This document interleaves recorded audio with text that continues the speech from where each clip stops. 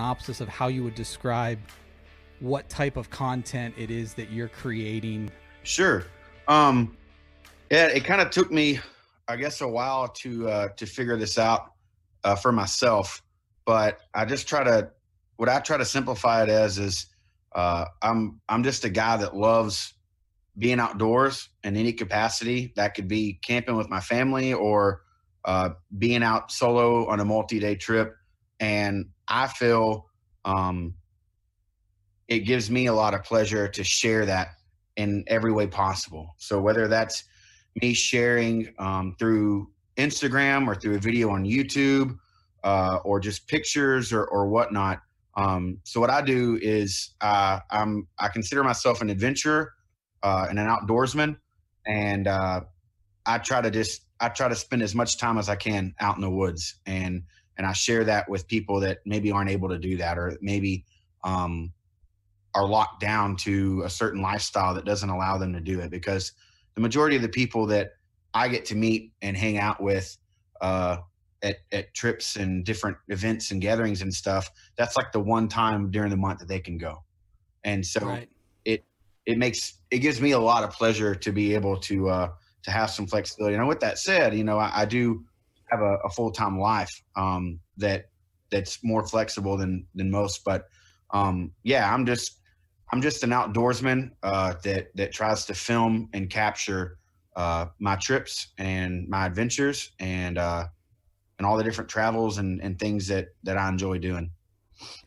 What I like about that question, of starting with that question, is everybody tends to be a little bit more humble than about themselves when they're talking about their description. But I kind of describe, especially when I was like recording an intro for this episode last night, the content that I've witnessed that you've created the last few years, and I've followed you for probably the last, I would say, 4 to 5 years, Awesome. I think, on some of your stuff. So, you are probably the definition of what I would consider a modern day Renaissance man, with all the different things that you're involved with. And it's cool to see, and that's why I like following your channel, both on YouTube and following you on Instagram, is because the content you're creating never gets boring, because you kind of are diversified in so many things.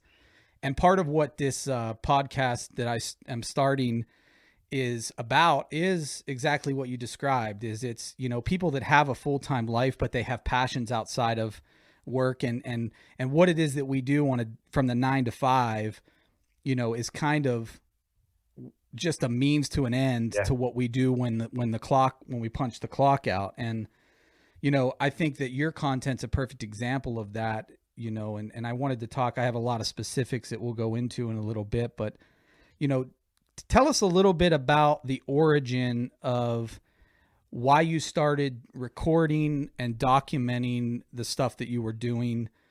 And I don't know how far back it goes, because I'll just give you a little bit of reference point of where I started following you and how I came across your channel. Okay. I was researching and looking for a kayak to purchase for fishing, and I came across one of your videos, and I think it was, you did a review of the ocean kayak, the big game. Was it the big game or the Big Game Prowler 2? Big Game Prowler 2. Yeah. And you were doing a review of that, and I didn't know, as I was thinking about this the last week preparing for this, I didn't know if you did that for work, because I thought that there was something associated with your work that you were doing that with, or if that was a part of your personal channel. And is that how you started, or was it before that? Man, so it's kind of crazy. You talking about me keeping it interesting. It's a big struggle for me, because I have so many hobbies that I enjoy doing. And the thing that got me started on YouTube, honestly, it goes back pretty far. The first video I ever posted was in 2009. That's when I created my channel. And it was a music video of me playing guitar and singing. Right. And I started it then because YouTube was fairly new, and I didn't have the money to go into a studio and record songs. And so I knew I could sit down and record that, and it would be there forever. Sure. So then I took a really long break, but the first outdoorsy woodsman kind of video that I posted was actually me getting a bow drill friction fire for the first time. And that was in 2014 at the Pathfinder Gathering in Ohio. I'd spent the whole year prior to that trying to figure out how to do it, and just would get close and couldn't do it. And I get there the first day I'm there, and one guy that knew how to do it just gave me a few pointers and it clicked. So that's where it kind of started, was I wanted to document my journey into this. And then it took a turn for me wanting to be able to come home and share these trips and stuff with my wife, because she would go on them with me, and I could just sit down and start watching the video, pause it, explain what happened here, play it. And it kind of felt, I tried to film it in a way, like if she were there, what she would want to see and stuff too. But yeah, the stuff with the kayak, it was somewhat work related because I got that kayak from my job. I work as a canoe and kayak guide. And back when the business first opened, it's a family run business. We had a big plethora of kayaks to buy in the store. And then we had all of our rental kayaks at the back of the property. And that kayak had been sitting there. And the owner, after like year 2, I believe, was ready to just kind of get some of the inventory cleared out. And he gave me a really good deal on it, and I was super excited. But yeah, that was my first kayak that I ever bought. So that video is kind of exciting for me. And that's the boat that you're still using, right? Yeah. The thing is, I love it, man. It does.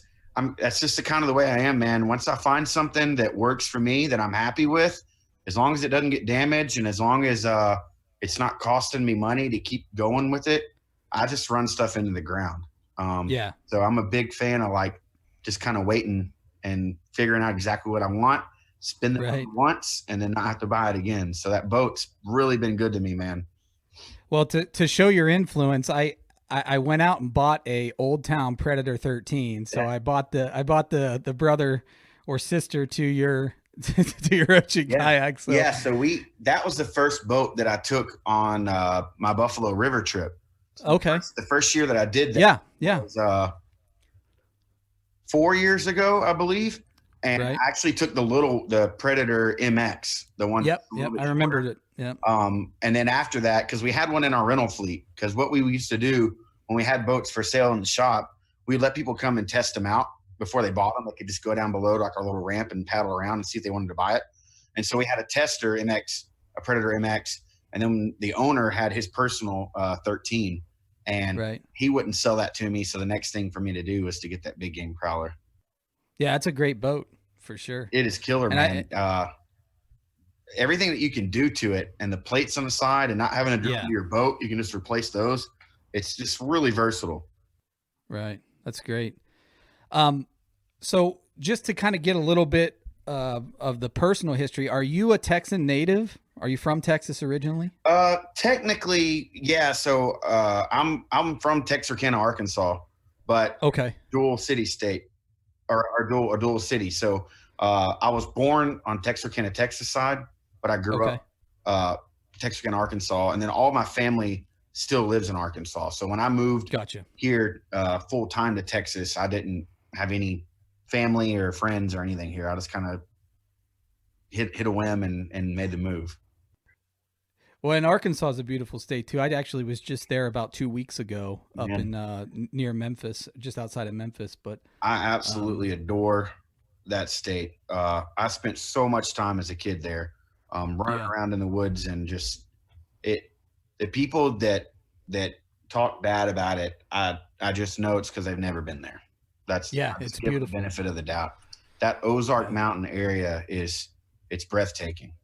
Yeah, it's a gorgeous state, and nothing what does that justice. And it is a good point that if people have never been there personally, your videos of you guys doing the trip on the Buffalo River is a perfect opportunity for people to kind of experience it, because it's like another world that most people would never even imagine exists, in a state that probably is not very well known. But the landscape there is just breathtaking, and the photos and the video that you've captured on your channel on your trips has been really awesome to see. Yeah. Yeah. It's a jewel, man. And it's fairly close to a lot of people. It's Right. a 5 hour drive, 6 hour drive for me. Um, Oklahoma, you can get there. It's in a good location, and Yeah. there are parts of it that are just wild. I mean, it feels like you're in the middle of nowhere, and you wouldn't think that. Yeah. And that's what I appreciate about, getting to see different content creators on YouTube, and with everybody being from a different place and a different part of the country, you get to experience things, you know, different landscapes through social media and, streaming services. So it's pretty cool that way. Going back to something you said earlier, and I think it's funny because we've had guests on as much as this week. Are you familiar with Casey with Coyote Works? We've had him on the show, Yeah, yeah. and he said the exact same thing that you did. That what drew him to start his channel was him being able to share his adventures with people that he knew, Mhm. and to document it and to bring back footage to share with friends and family. And did you ever imagine that your channel would grow to the point that it has? I think you're up to almost 3,400 subscribers on YouTube, and you've got almost 8,000 subscribers on Instagram. I mean, did you ever imagine that you'd have people that were such big fans of what you were doing? No, and uh, I still don't see it that way either. There's so many people that I follow and that I love to watch their stuff that I don't I try not to pay attention to I guess to the numbers and stuff. I have goals. I'm a very goal driven person, and when I do take the time to look at that stuff and to look at where I was the year before is normally whenever I kind of set a goal for myself. But no, I never imagined people like knowing me, knowing who I am. I, if anything, I would have thought it would have come in a different way. Like I thought it would have come with like music or something. But this kind of stuff, it it no, I didn't ever think that. And I've had a good buddy of mine. His name's Jeff, and he told me people can just see how much you love it. Yeah. And a lot of people either don't do that. I don't know, but that he's told me that a couple of times that people can just see how much you love it and how much you enjoy it. And I don't know. I guess that's captivating to people. Sure. Well, and like I said, I think that the diversity of your channel, I mean, just to kind of give a little bit of, I guess, summary to all the different things that you're into. I mean, your videos encompass camping, kayaking, bushcraft, blade sports, music, and most recently, which we'll talk about, obviously, one of the big topics I wanted to talk to about with you tonight was your Alaskan experience, because it was amazing to see you taking that leap and doing that. And I want to get into that a little bit, but just all of those different things, your channel focuses on so many things, different things. I mean, what's pretty amazing is, you have a coffee named after you, Yeah. right? Yeah. You have your own line of coffee. Yeah.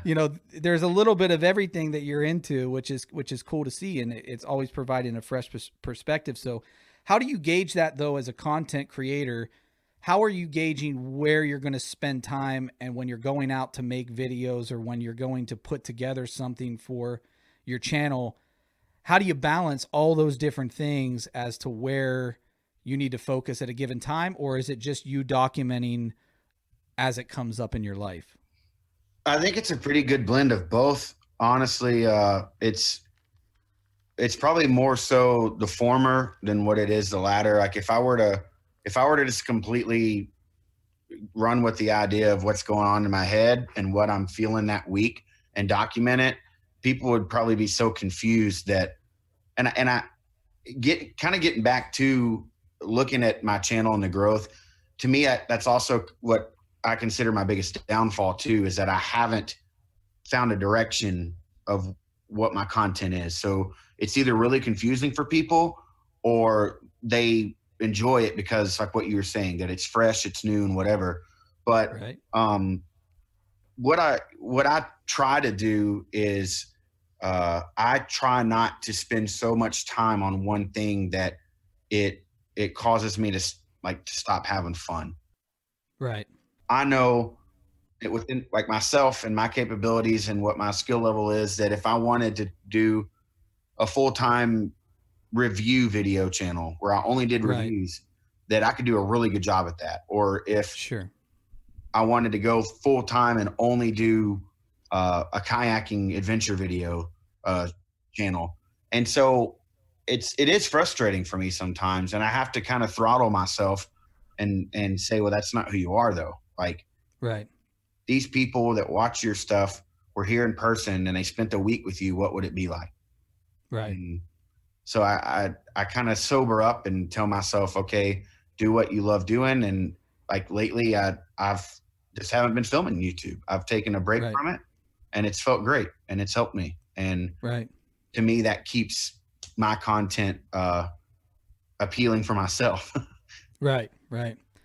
So where I kind of wanted to start with kind of going through some of these different areas that your interests, have taken on the channel is kind of with what's the newest thing. You were most recently, I think last week at Blade Show, right? Mm-hmm. And are participating in what's known as blade sports. Can you kind of give us a little bit of a background or definition as best you can as to what blade sports are for those out there that might not know what it is? Sure. So blade sports is a competition cutting sport where you're timed. There's a score. There's different obstacles that you run through, and ultimately, it's showcasing what a cutting tool is capable of. So these knives are being put through the most or some of the most extreme testing that you can get in a really variable way. Like there's a lot of variables in it, and ultimately it's showing and documenting what the strengths and the capabilities of a cutting edge can handle. Because I was gone last year to Alaska, that we'll talk about, like what you said, I missed a lot of the blade sports stuff because it's something that you have to compete in so many of the competitions throughout the year to qualify for the World Championship at Blade Show. But yeah, man, it's super interesting to me. So what was it that drew you to it, and what is it that kind of keeps you interested in wanting to continue to pursue that? Well, I am a competitive person. I just like it. I like competition, but Right.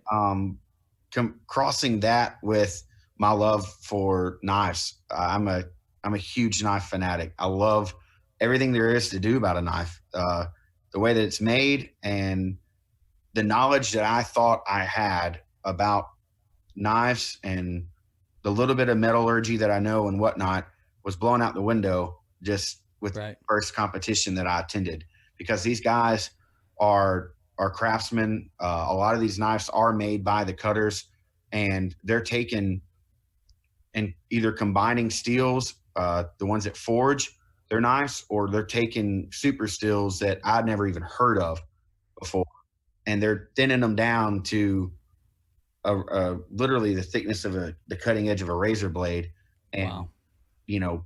beating the crap out of it through a 2x4 and immediately cutting a hanging piece of paper and not edge it and damaging it all.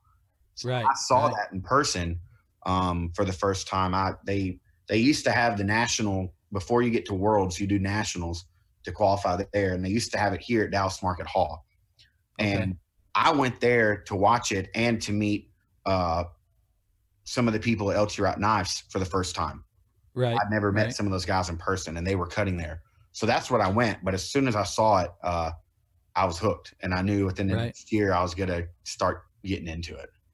So I guess the easiest comparison that we can make to probably what it is for those who can't picture it, and I'm sure a bunch of people are going to go YouTube it now after we talk about this, but it's basically like what you would compare to marksmanship or some type of archery, archery competitions. It's an outdoors based sport where you're doing competition to show both what your skills are and what your tool or your equipment can do. So when you competed, I think you even made a video of your first time competing, right? Yeah. That you have on your channel. What was it like when you were stepping up there at that first competition against these guys that have been doing this? And I mean, is that an intimidating? I mean, the cool thing about blade sports, I will say first, is the videos I've watched, everybody's very encouraging of the participants. It's not a, I'm sure that there's a level of competition and you want to win, but the fact that as you're participating, your competitors are cheering you on and everybody wants to see everyone succeed, which is very cool to see. And, you know, so what was it like though, when you're stepping up for the first time and going through that course in front of those people and, you know, competing? Yeah. I was super intimidated. I was terrified. Here I come, like I've swung a machete for a good part of my life. And so that's what I was, Right. it's just going to be like using a machete. And, you know, you go through, before that, you go through a weekend class of schooling, and you get certified. They want to make sure you're safe and all that. But, you know, me going out and using a machete on my own in the woods, and then me having people around me and getting ready and the time starts, you know, the adrenaline hits and whatnot. So I was really nervous that I didn't care about how well I did as far as like placing last or first or whatever.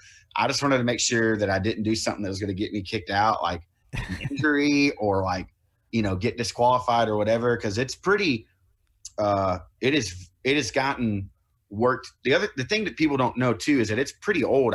Don't quote me on this, but I know it's over 15 years old.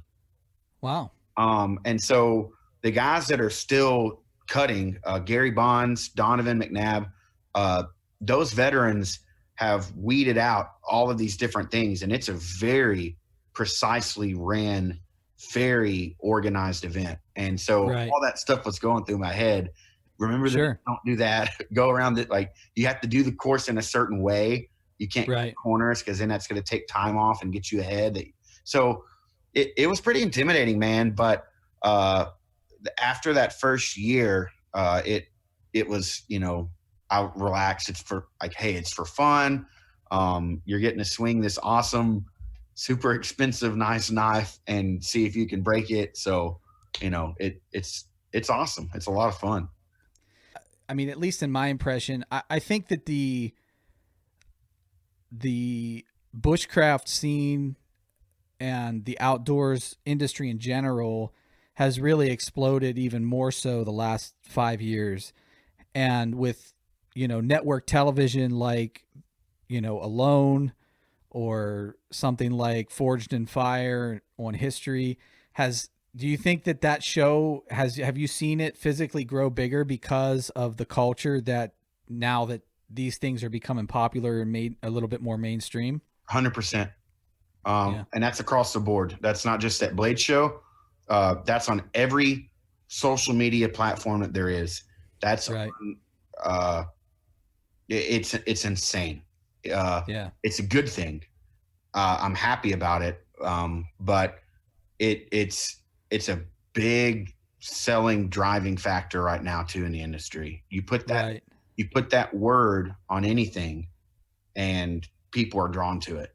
And in person, it's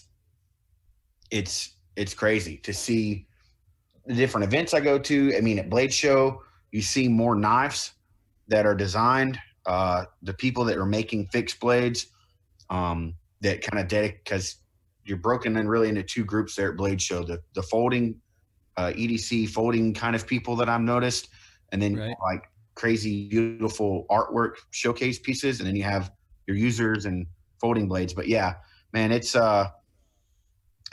definitely blown up, and you can see it on people's tables. There's there's way more bushcraft style knives available now.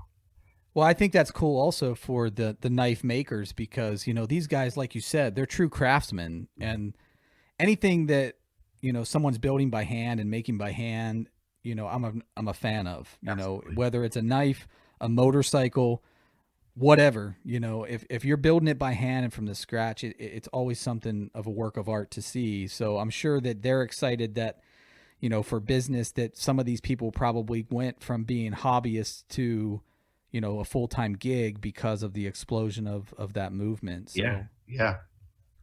but switching gears a little bit, because I did want to touch on this for a few minutes. The Buffalo River. You've been on how many trips did you say? I think you mentioned it earlier on that. So it's gone. I think it's actually been going for. I think it's 5 years. It might be 4 years. I missed last year, but this was my. God, let's see. It's 5 years. This was my fourth year to do it. Okay. Yeah, I missed last. What is it about that trip and that river that you get so excited about, and what does that trip and that river mean to you personally? I think the freedom that you have. It's a historical river. That means a lot to me. It's the first national river in the United States. It was the first national river in the United States. It gives me the competitive drive that I have, because up until this year, I wasn't able to finish the whole thing. So that was the goal that I had. And you just feel like Huck Finn, man. Like you just get lost in it, and you know, you have a new reality, and everything around you. You've seen the same waterfall and the same bluffs for 4 years in a row, but you can't remember them the way that you did until you see it. And right. So, and I'm a big fan of trips like that make me feel small. I like that feeling of seeing something so magnificent and so grand that all the stuff you're worried about and the bills or this or that stress you out, or somebody said this about you, like whatever it may be, like for that little bit of time that you're looking at it, you're so small. Like none of that stuff matters. You're just there enjoying something that's been there for so long, and it's going to keep being there way after you're gone. Right. And man, it's just convenient. It's a 6-hour drive for me to feel that way. Right. I tell myself every year that I'm going to do it more than once in a year. It's taxing, man. It's a heavy trip. A lot goes into it. Well, you definitely can tell that when you've documented it, is that it's not, although sometimes, I guess most of the time when you're filming and just getting some shots of some of the bluffs and stuff and some of the coves and things, that you're kind of relaxed, but you can definitely tell by the end of the trip that you guys have been worked, and it's not all fun and games. Do you guys try to plan that out extensively every year, or is it kind of just go with the flow, or does it have to be go with the flow in those conditions? Yeah. The first year that we did it, it was totally go with the flow. The guy that's my buddy that's behind all of it, that makes it happen every year, is Travis Henry. And he's got an awesome channel too. It's called Survive Without. And he's the first one that talked to me about it. We were at an event in Missouri the month before. They were going to do that for the first year. He mentioned it to me. I completely spaced and forgot about it. And then 3 days before the trip started that first year, he called me and said, "Hey, are you going?" And I didn't have anything bought, packed. I didn't even have the boat. So that's when I grabbed the Predator MX off the rack. Okay. So that was totally off the cuff. Now, this last year that we did it, it was the most planned and the most organized, because the ones that were going were so focused on, we're getting it done. We have to plan this. We have to, if we want to get it done. Now, with that said, that area is pretty crazy. when it comes to weather. So up until the week before, you don't know if you're going to run the river or not. Oh, wow. It's I tell people that it's like a toilet bowl. It fills up really quick and flushes down as soon as it fills up. Wow. So not last year, but the year before when I went, there's video that I did, and Travis's video is the one to watch because he had the waterproof camera filming and all of it. But we actually launched when it was in flood stage.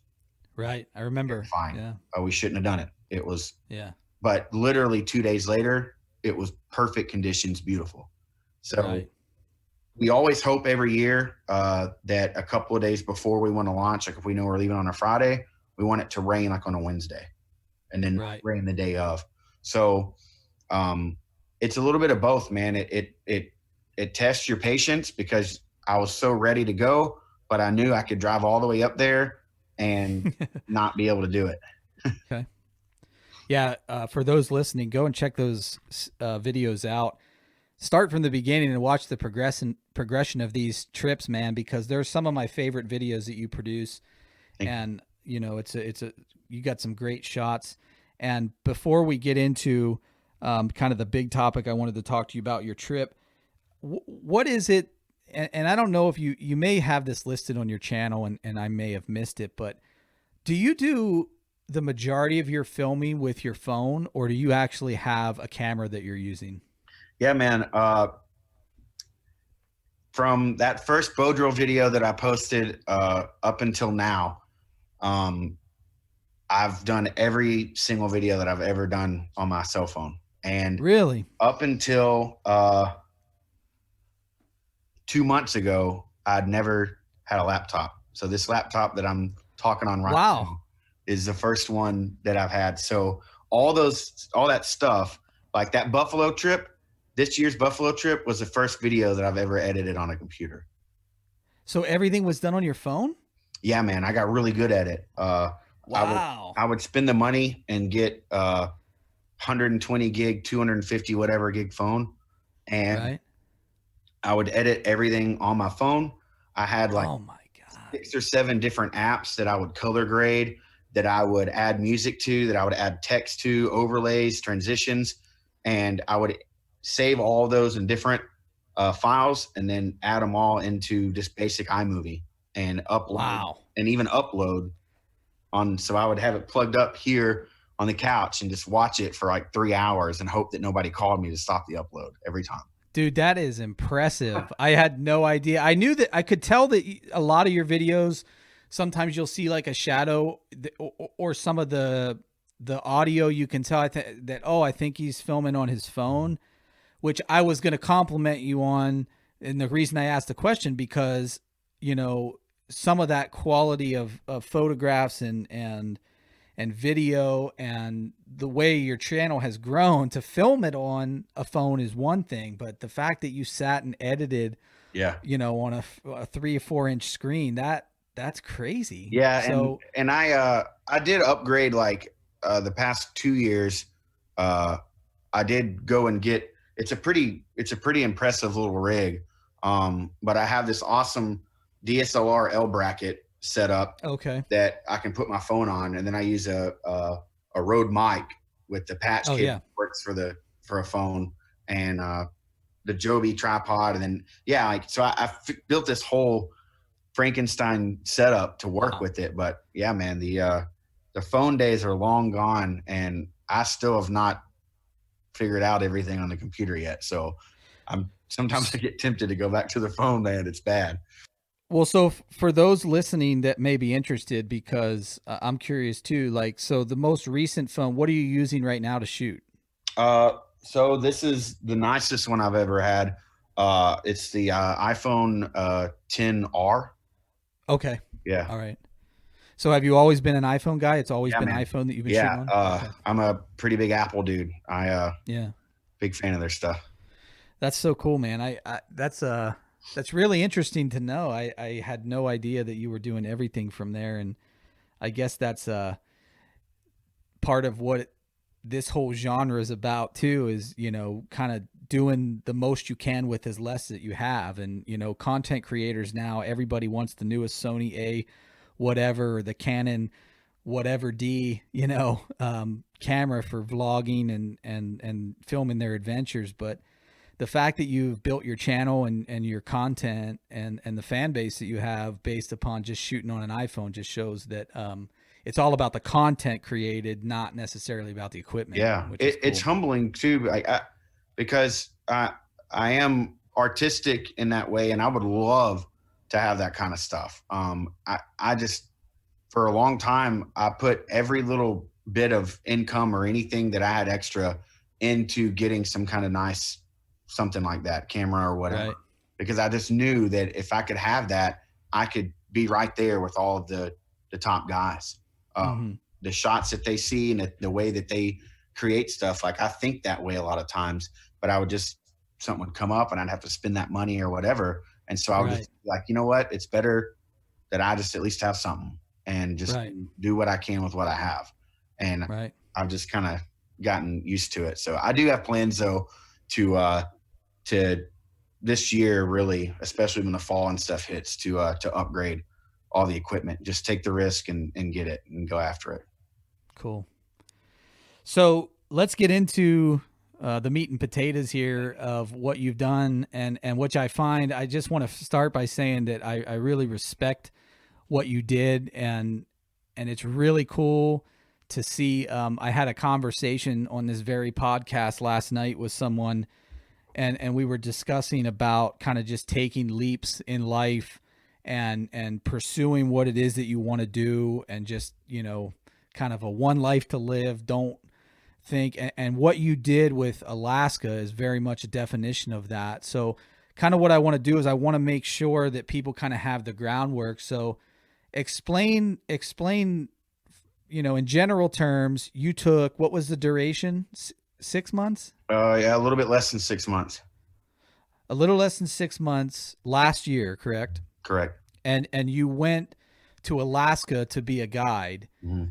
Basically, whether you left or put on hold your career and your job and your channel and your family to go to Alaska to be a guide. What was it? And we'll get into a little bit of the, kind of the details of what you did, but to start with, what was it that made you get to the point where you made that decision, and what was it like to have that conversation with your wife and your friends and your family, and what you had going on with your channel to make that decision and take that leap? Well, it started 2 years, so 3 years ago, when I knew I was going to do it. We went, my mom, my dad, my wife, and I went there for vacation. And the second that I was in that environment, I felt the most connected to any bit of nature and the outdoors. Like, I don't know how to explain it, but there was something in me that beckoned me to get there. We came back, we were there for 11 days. And when we came back, that is all that I thought about for a year after seeing it. Wow. And I had to get back. And so the year that we came back from that vacation, I had some potential things in the works with being able to do a big adventure like that via through TV stuff. And when that didn't pan out, I kind of had a chip on my shoulder that I want to do a big adventure like this, and I know that I need to do this, and I'll just do it myself. I'm just going to make it happen myself. I'm not going to rely on a TV show or a company or whatever. I'm going to make it happen myself. So the year before is when I just kind of got really consumed with it, and just started at that foundation of, well, what companies did we use when we were there to go on tours? Right. And from there, just researching the different job possibilities, and the one that I knew was going to hopefully give me what I was wanting by giving up a lot of that stuff, and it landed with the job that I got. And yeah, it was it was kind of a confusing time, because your heart is somewhere that you've never had, like you've never been there before. So how do you know, kind of thing? Yeah. You're wanting what you haven't Right. had yet. But it was also a really good time of clarity because of all the support that I had, and my wife knew that I needed that. My wife knew that that I would go and do very well at it, and that it wouldn't be anything to shake us in any way. Sure. We've been together for married 10 years now, and been together for 13 years, and she believed it, and she believed in me, and she just knew, and the support that I had. My parents just have kind of come to expect that I'm a rambler and I'm kind of the wild child of the family, and Right. they were shocked by it. But you know, a lot of that stuff is the details, man. It's the little things that you don't know until you get there, or until you've been there a month and you can kind of see this or that. But all those little details that are unknown is what I feel like traps people and just paralyzes them. Right. And hindsight of it is it's no big deal at all. Like when Right. you go back and look, like I was worried about when I was going to be able to talk on the phone, or when I was going to be like, man, that's such a short period of your life Right. compared to when you're born and when you're going to die. Sure. You know? Sure. Well, and what was it that so I think that it sounds like obviously you had the support or expectations of your family behind you to make the decision, but you were, I mean, you still are, but even at that time, we're starting to develop your channel and your content even more, and to the point where you were getting sponsorships. You've got partnerships with a lot of companies. Was that probably the most difficult part of going, to know that you were going to not be able to contribute to, your content for that period of time? Or was that just not even a thought in your mind once you decided to go? No, it definitely was. It was definitely something that, you as little as what it is, compared to people that have millions upon millions of whatever, it's still a lot happened, and a lot of hard work and editing video on that little screen and Yeah. stuff happened for me to get to where I was. And all of a sudden I'm up and leaving it. It was nerve wracking, but I went all in. I bet everything on me doing this, besides the main goal of what I had for me doing it for myself and my personal reasons for doing it, how it could benefit me the years after far outweighed trying to continue doing what I was doing here. So Right. I bet everything on it, that I would go and hopefully take enough pictures and film enough video. And I still have a ton I haven't even put Right. out. It's bad, Right. but like, I bet everything on it. And I hope that, and I set a goal too. I set a goal that when I got done, that I wanted so many followers by whatever, and I wanted Right. blah blah blah, and it was really disappointing, man. Because the times that I would be able to post stuff, that I would have service, I'd rotate back into town and whatever, and I got back, and it didn't,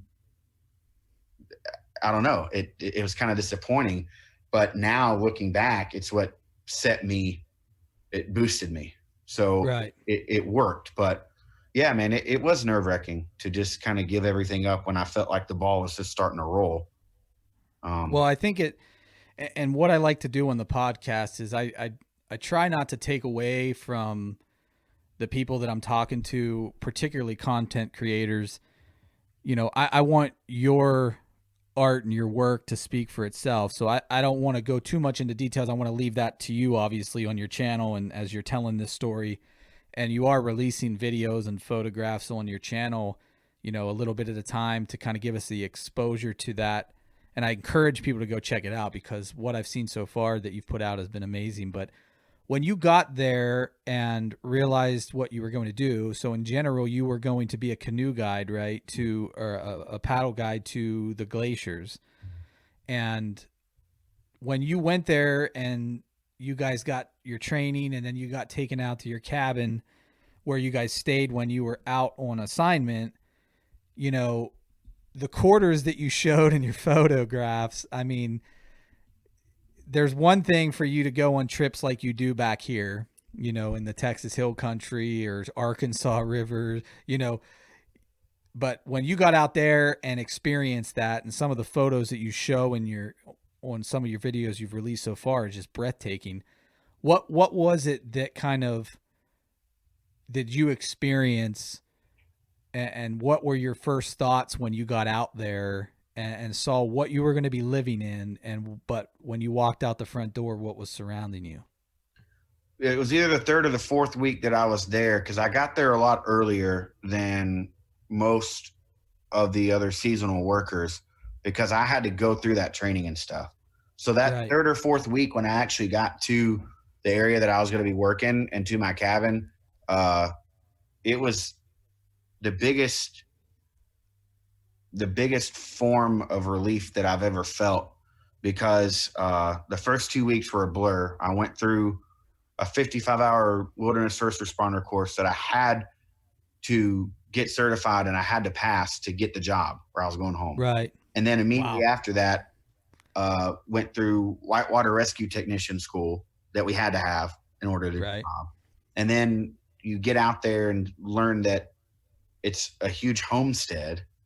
Right. All this stuff to just do to live there, not even learn your job yet.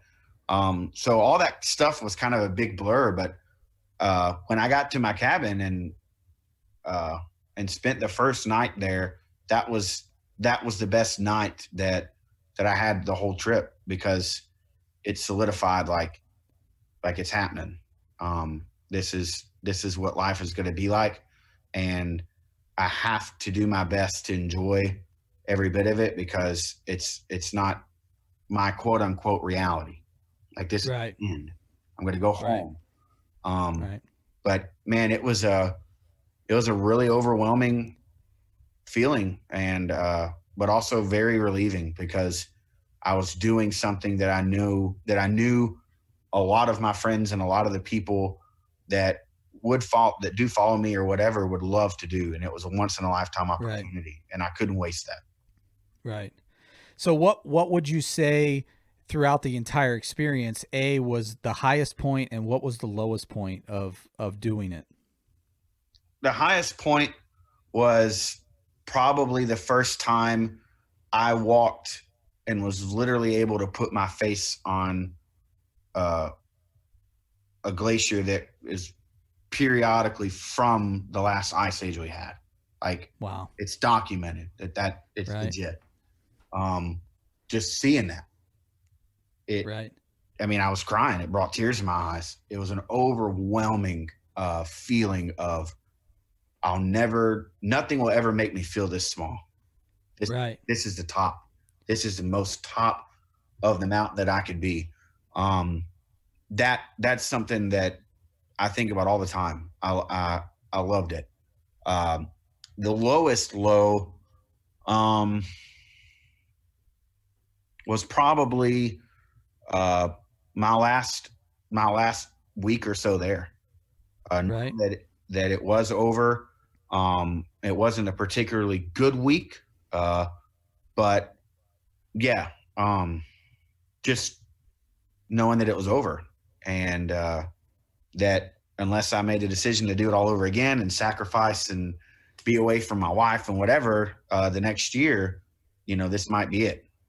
So how long have you been back now from that trip? When did you get back? I got back in August last year. Okay.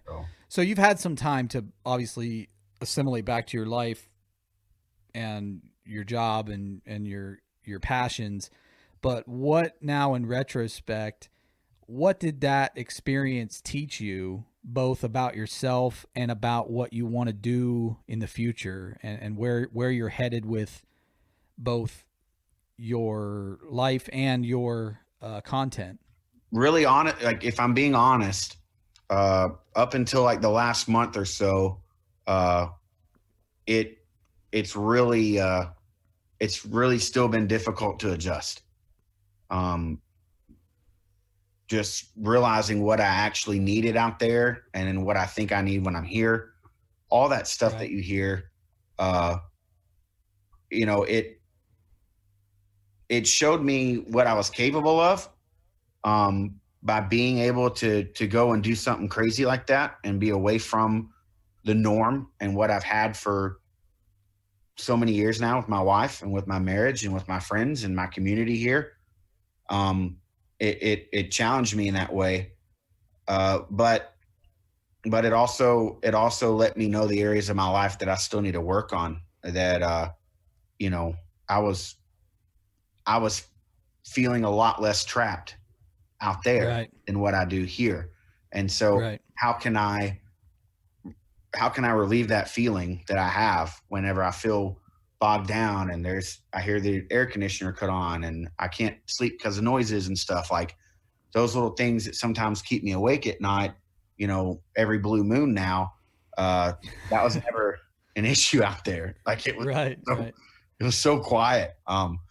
But it it's it's kind of been a double-edged sword, man, because it's been hard for me to swallow that, uh, you know, it's not fair for me to compare everything to that trip now.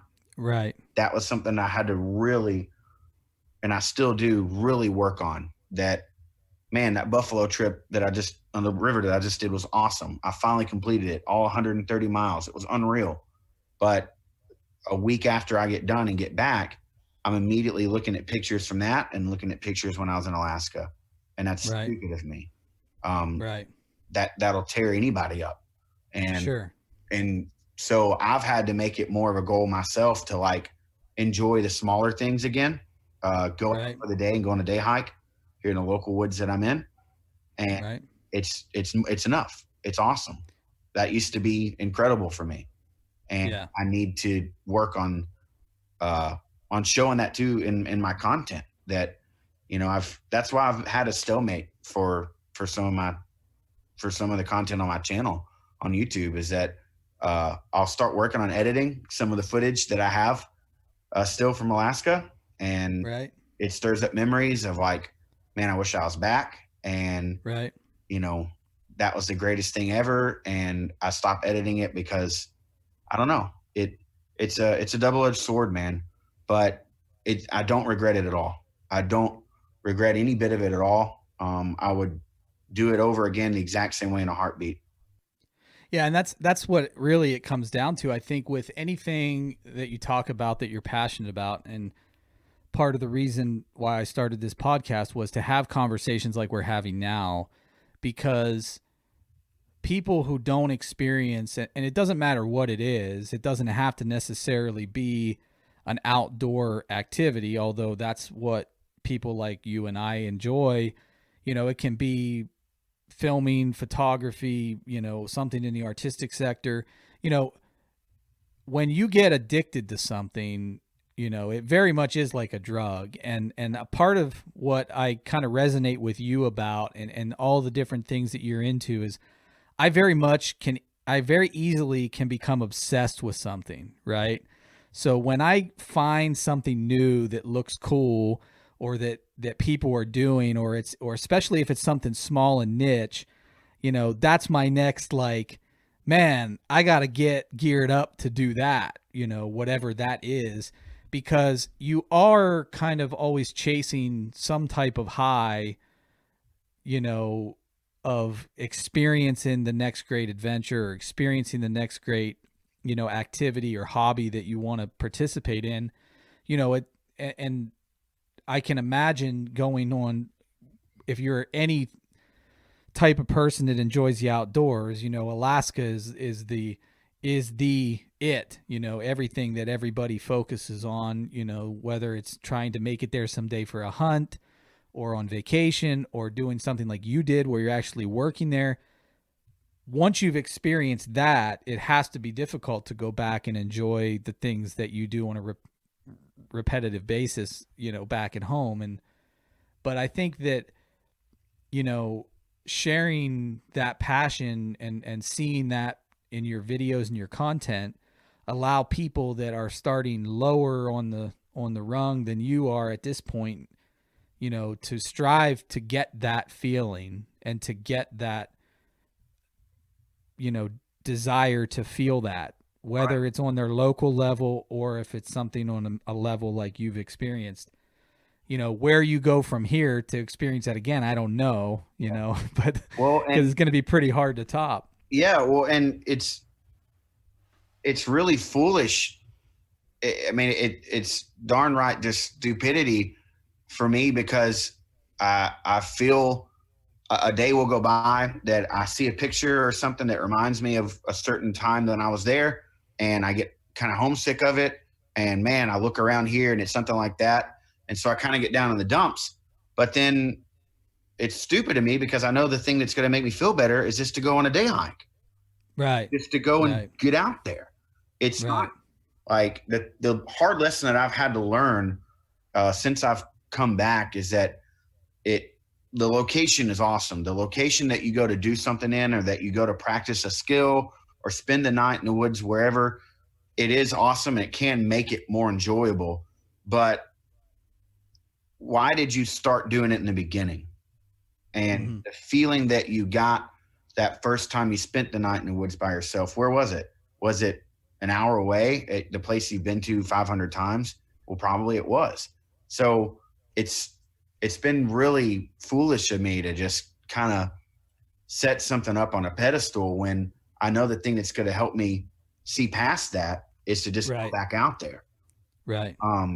And that's what I'm doing now. And that's what I'm working through, and encourage anybody that enjoys the same kind of stuff that you and I do is just to go out there, because whether it's you sitting on the creek bank and seeing something for the first time in your local woods, or taking a big step and going to Africa, whatever it may be.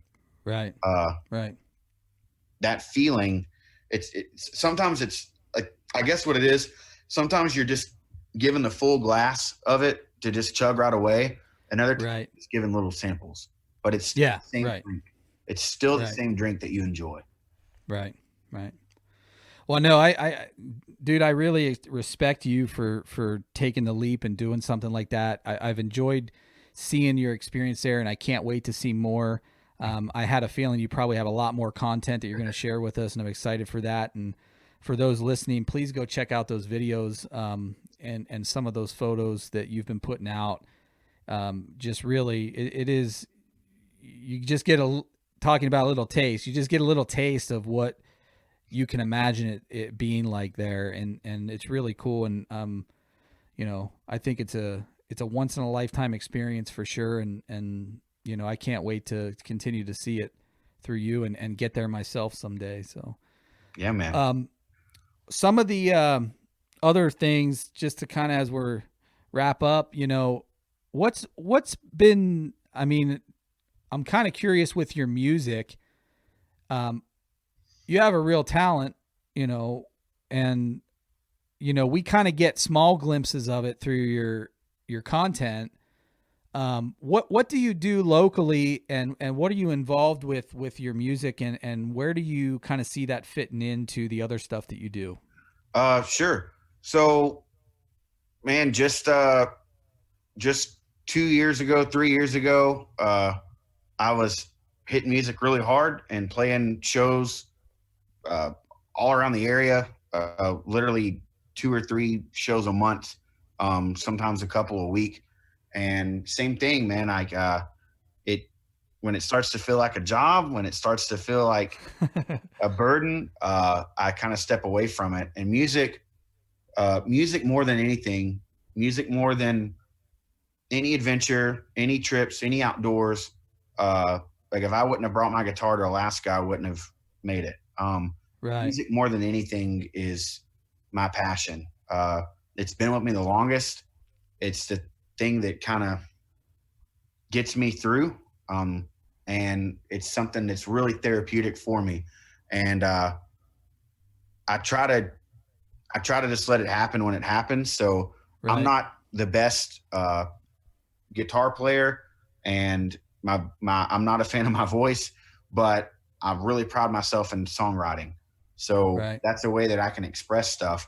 And for a while, I wanted to hit the circuit and kind of try my hand at it, and I did. I tried really hard, and it didn't work out, and I stepped back from it. But I played quite a bit when I was in Alaska, at least twice a month, I would say that I was there, and it kind of brought the passion back. So I am going to be having some shows and stuff coming up. The rest of this summer, I'm going to be meeting with a buddy on Monday, actually, Cool. to get some stuff booked and play some shows for the summer, and then see where it goes.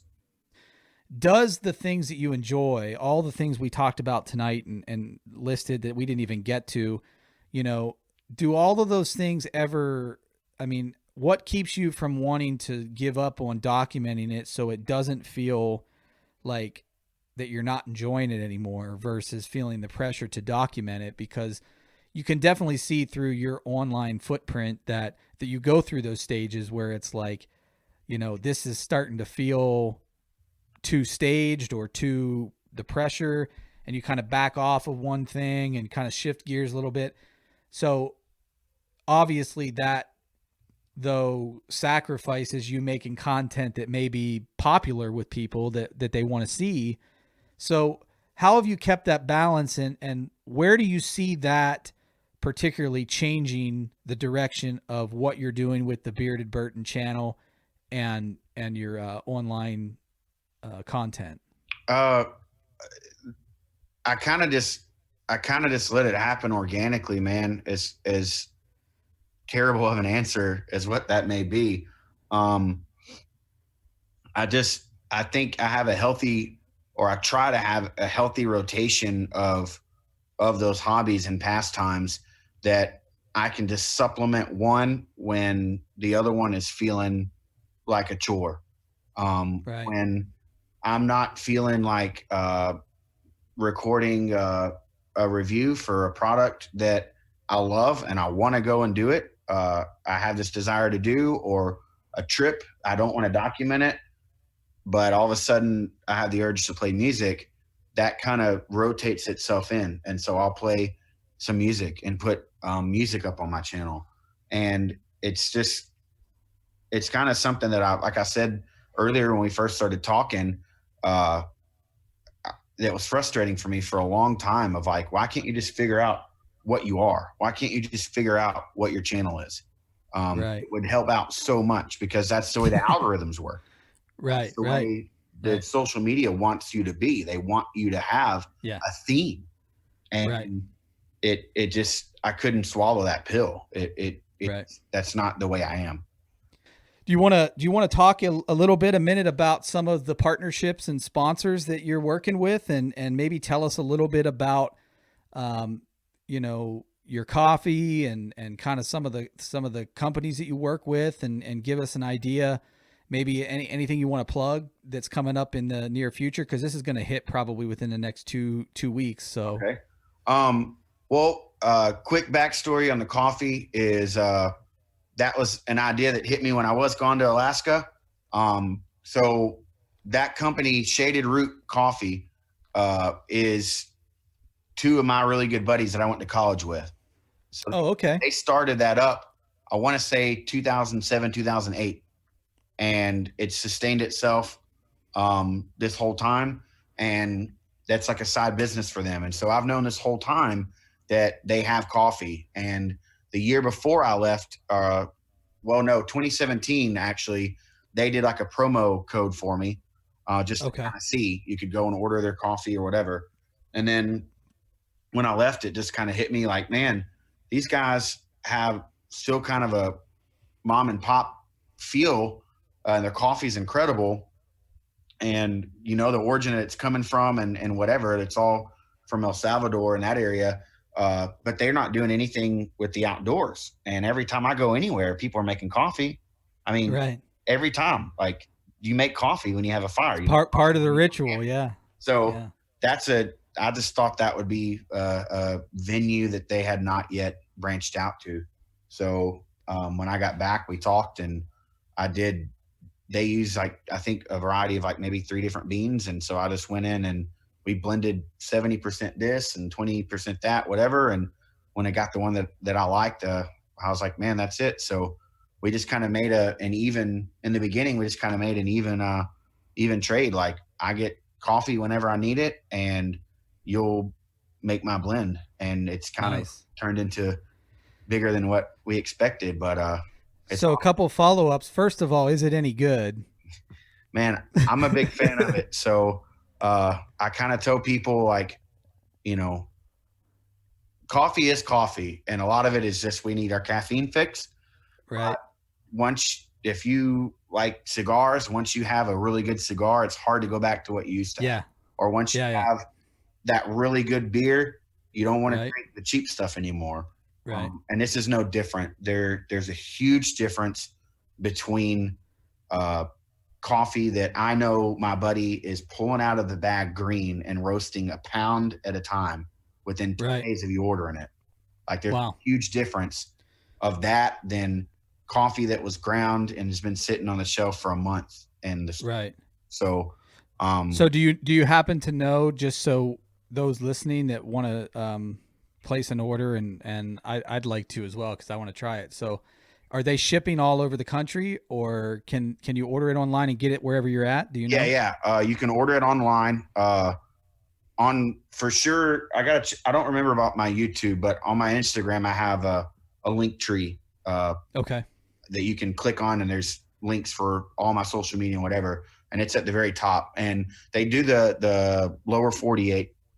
Okay. And Cool. yeah, you can go there and order even if you want light roast, medium, ground, whole bean, whatever.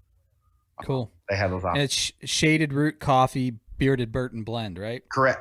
It's Shaded Root Coffee, and it's called the Backcountry Blend. And Backcountry yeah, blend. yeah. Sorry, yeah, that's right. Okay.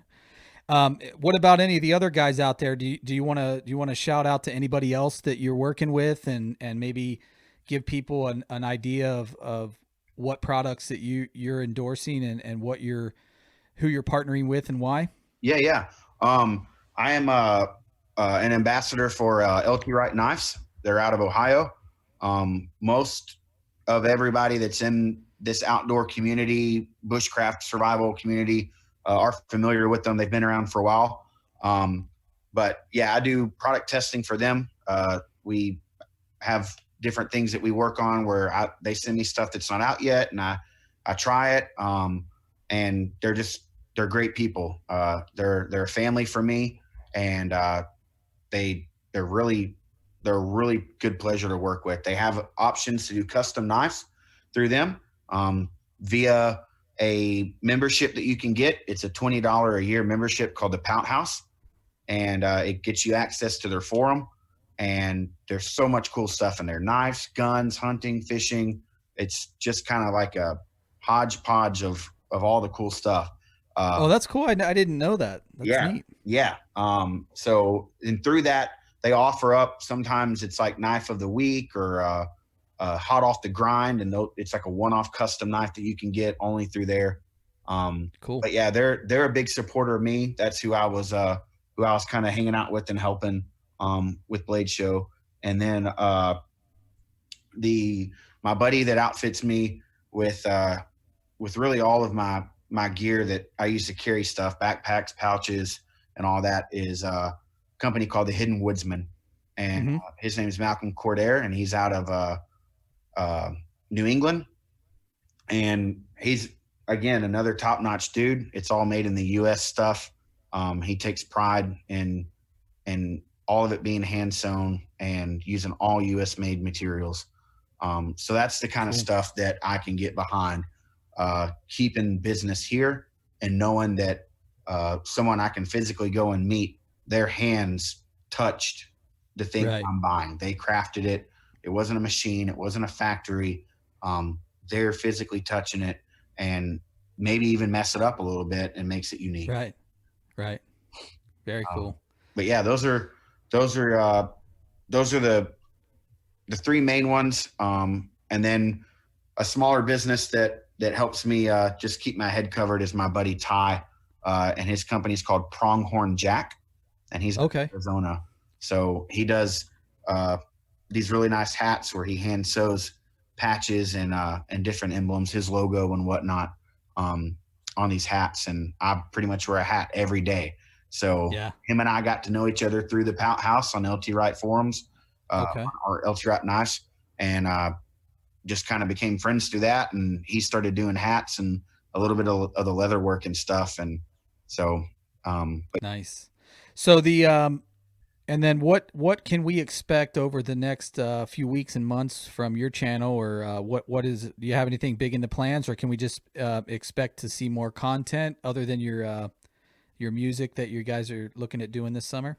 Yeah, I kind of got back on the horse kick right now. I've had a really good past month when it comes to future content that's going to be coming out, just working through the editing and stuff. I've got about a 2-week trip planned in July, where I'm going to be going back up to Ohio for the Pathfinder Gathering. And then the week after that, my buddy and I are just going to stay in the area and probably go and camp in the Pennsylvania area, Appalachian Mountain area, West Virginia, maybe for the week after. And then when fall hits, my buddy Philip LaBelle and I, who I teach with and instruct with at the school, will start having more overnight classes because it won't be so freaking hot. People will feel like staying out in the woods, man. It's rough during the summer. All right, so kind of to wrap up, I got a couple of fun little questions I like to do with everyone. Kind of helps get the listeners to know you a little bit better. The first one I like to do is and I think I might know the answer to the first half of this question, but if you could pick any destination with any drink in your hand and any artist coming out of the speaker, what would those three answers be? Destination would probably be somewhere in Denali in Alaska. Okay. Yeah.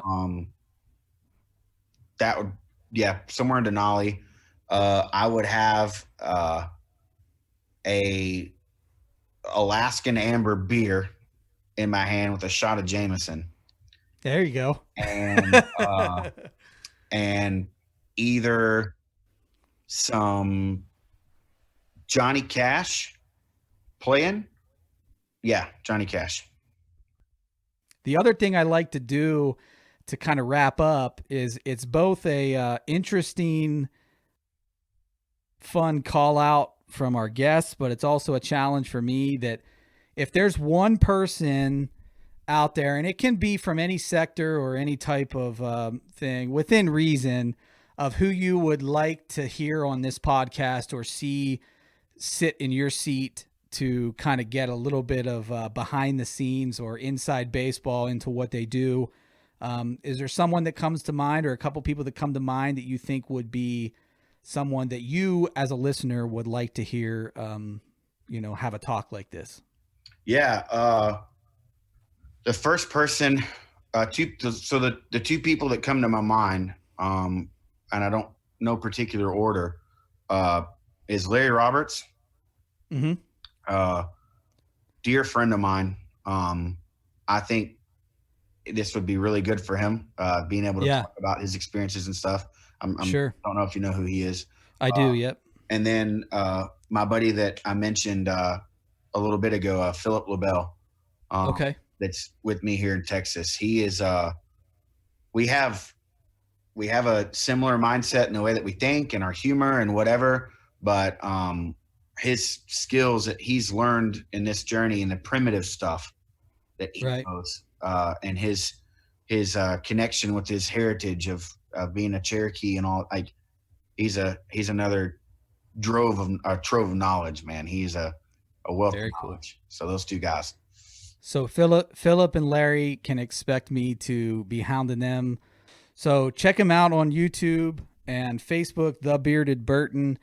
go and support his channel and check out all the cool content. And we can't wait to have him back next time. So thanks a lot, Jonathan. I appreciate it. Thanks a lot, man. It was a pleasure. Thanks for having me.